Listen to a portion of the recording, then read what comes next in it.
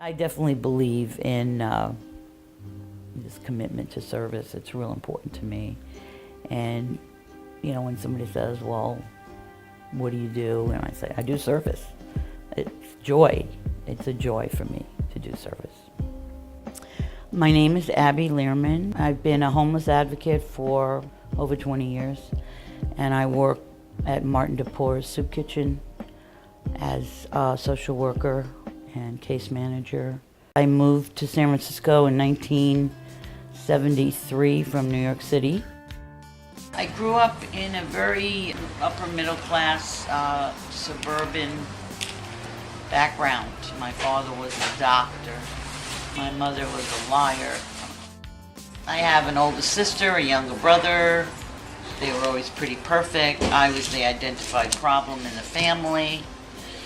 And, you know, I was just an alcoholic waiting to happen. I just didn't fit in.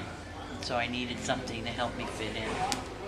That whole experience before I got into recovery was really going down to a very low point in my life where I really couldn't function. I was very thin, very shaky. It was a very, very bad period for me. And I drove my car very high and very drunk. And I don't remember, it was in a blackout, but when I got to the front of this house, I had gone through the windshield of the car. The car was smashed up, my head was bleeding, my daughter was here home alone, and that was a huge moment of clarity for me. I decided to check in the next day, and that's really where the journey began for me, changed my total life. I looked at the universe for what am I supposed to do now, you know? What's the answer? You're here on this planet to do service. And I immediately got some service commitments and started working for healthcare for the homeless. And I got a job with the van. And so it gives me the opportunity to talk to people who have substance abuse issues. And when they tell me, you couldn't possibly understand, and I could tell them, well, this is my experience. That's really what the whole recovery movement is about. You know, no matter how far down the scale that I've gone, my experience can always benefit somebody else. Well, so many, you know, have substance issues, but I'd say probably over 90% is mental health.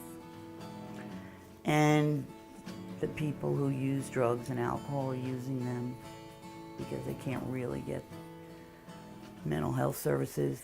But my main work was on a mobile medical van. We rode around and provided health care on the street for encampments and people living in vehicles.